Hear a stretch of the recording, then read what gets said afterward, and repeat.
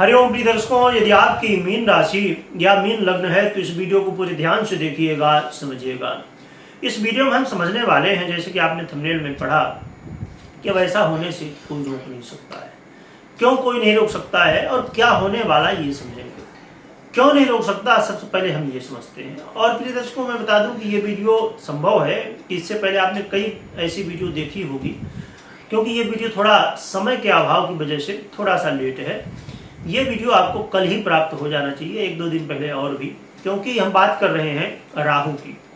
आपने सुना होगा कि राहु अब अपना नक्षत्र परिवर्तन कर चुके हैं 8 जुलाई, यानी कि कल ही जो कल गया, तो 8 जुलाई को राहु ने अपना नक्षत्र परिवर्तन किया है। राहु अभी तक बुध के नक्षत्र रेवती में गोचर कर रहे थे, अब शनि के नक्षत्र उत्तराभाद्रपद नक्षत्र में गोचर करना शुरू कर चुके हैं 8 जुलाई से। क्योंकि लेट तो हो गई थी, पर मेरा कर्तव्य था कि हमारा ये जो इतना बड़ा परिवार है चिंतामणि ज्योतिष का, तो सभी को जानकारी अवश्य होनी चाहिए। थोड़ा लेट ही सही, थोड़ा आगे पीछे हो जाता है। तो आइए समझते हैं कि सबसे पहले कि क्यों नहीं कोई रोक पाएगा। क्योंकि प्रिय दर्शकों, हम राहु की बात कर रहे हैं, तो राहु का ही प्रभाव देखा जाए तो सबसे ज़्यादा है लोगों के ऊपर। इसीलिए आप देखते हैं कि जब राहु का परिवर्तन होता है, उसका प्रभाव पूरी तरह से दिखाई देता है। हम समझेंगे क्या प्रभाव है, परंतु आप जितनी बातें हम अभी समझेंगे क्या प्रभाव है, तो उसको आप कमेंट करके बता सकते हैं कि हाँ, ये चीज़ आपके साथ घटित हुई है कि नहीं। प्रिय दर्शकों, अब देखा जाए तो हर एक व्यक्ति आज के समय में social media, Facebook, YouTube, Instagram, यानी कि जितने भी प्लेटफॉर्म हैं, तो लोग एक्टिव हैं कहीं ना कहीं, किसी न किसी प्लेटफॉर्म में, यानी कि मोबाइल में लोग जुड़े हुए हैं। जितना समय लोग अपने यानी कि अन्य स्थितियों में, जैसे देखा जाए तो दोस्तों के साथ, रिश्तेदारों के साथ, घर परिवार के साथ समय नहीं बिताते, उससे ज़्यादा सोशल मीडिया, मोबाइल में, टीवी में समय लोग बिताते हैं। आपको बाहर देखेंगे तो लोग नहीं मिलेंगे, पर मोबाइल में देखेंगे तो लोग एक्टिव रहेंगे। इसीलिए राहु क्या है? सोशल मीडिया है। राहु क्या है? भ्रम है। तो एक भ्रम की जो स्थिति है, भ्रम क्या है? लोग हैं कुछ और दिखाएंगे कुछ। स्वभाव में क्या है? क्रोध भरा हुआ है, परंतु दिखाएंगे क्या सोशल मीडिया में? क्या बहुत प्रसन्न व्यक्ति हैं, बड़े सज्जन व्यक्ति हैं, और अंदर से जो है सो। तो यानी कि जो है नहीं जीवन में, लोगों के पास लग्जरी कार नहीं है, पर फोटो खिंचा के डाल देंगे, है टू व्हीलर भी नहीं। तो कहने का मतलब ये है कि दिखावा, चाहे वो रियल लाइफ में हो, चाहे रियल लाइफ में हो। रियल लाइफ और रियल लाइफ दोनों में दिखावा करते हैं, और वास्तविकता में ऐसा कुछ नहीं।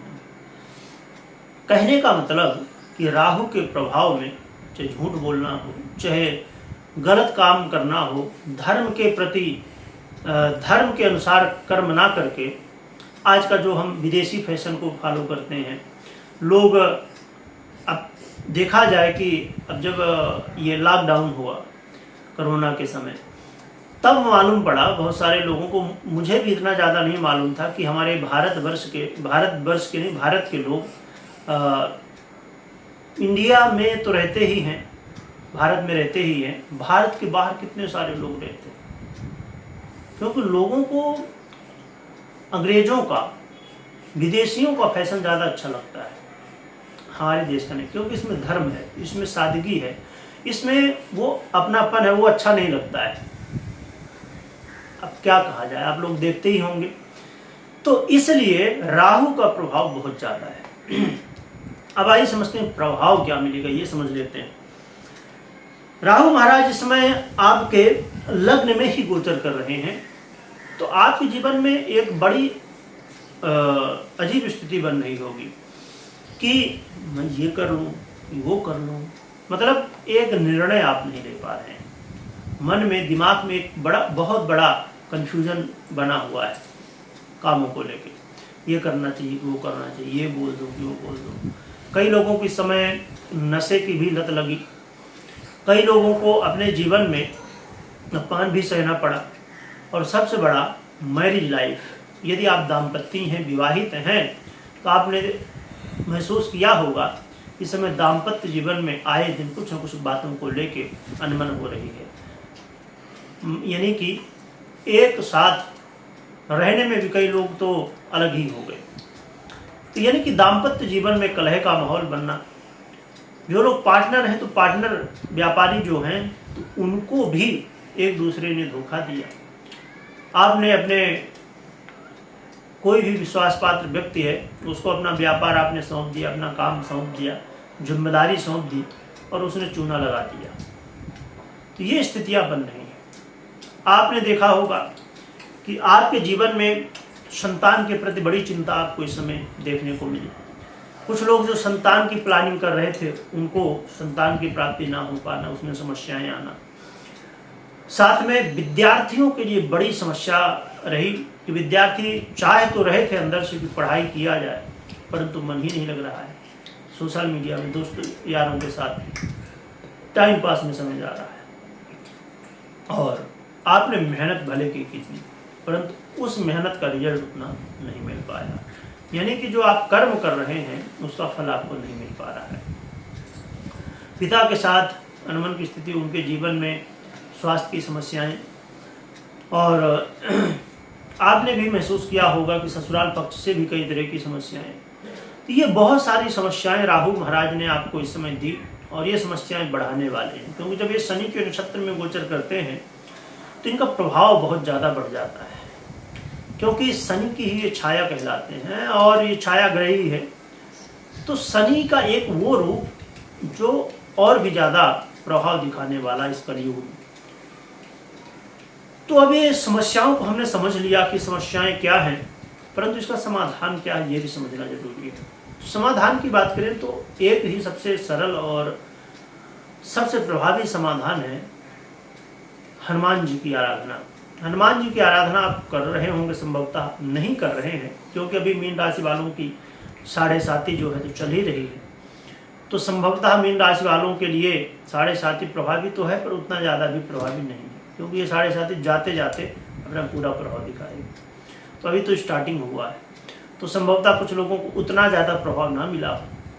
तो यदि आप हनुमान जी की आराधना नहीं कर रहे हैं तो अवश्य करना शुरू कर दीजिए। इससे 7.5 में भी और राहु के प्रभाव में दोनों में लाभ आपको मिलेगा। तो हनुमान जी की आराधना में खूब हनुमान चालीसा का पाठ करिए, दर्शन करिए, राम नाम का खूब जप करिए, बस हनुमान जी प्रसन्न हो जाएंगे। और हनुमान जी यदि प्रसन्न हो गए तो समस्याएं दूर हो सकती हैं। तो कमेंट में बताने की कोशिश करिएगा कि अब इसका मतलब ये भी नहीं, एक चीज़ और भी बता दूं, क्योंकि इससे संभवतः कुछ लोग सोच रहे होंगे कि आप डरा रहे हो। नहीं, देखिए ये राहु एक ऐसा अजीब ग्रह है। अजीब ग्रह मतलब कि आप समझिए कि जैसे मैंने बताया कि ये बहुत सारी समस्याएं, परंतु यदि कुंडली में राहु बहुत अच्छी स्थिति में हो तो यही राहु आपको इस समय माला माल कर दिया।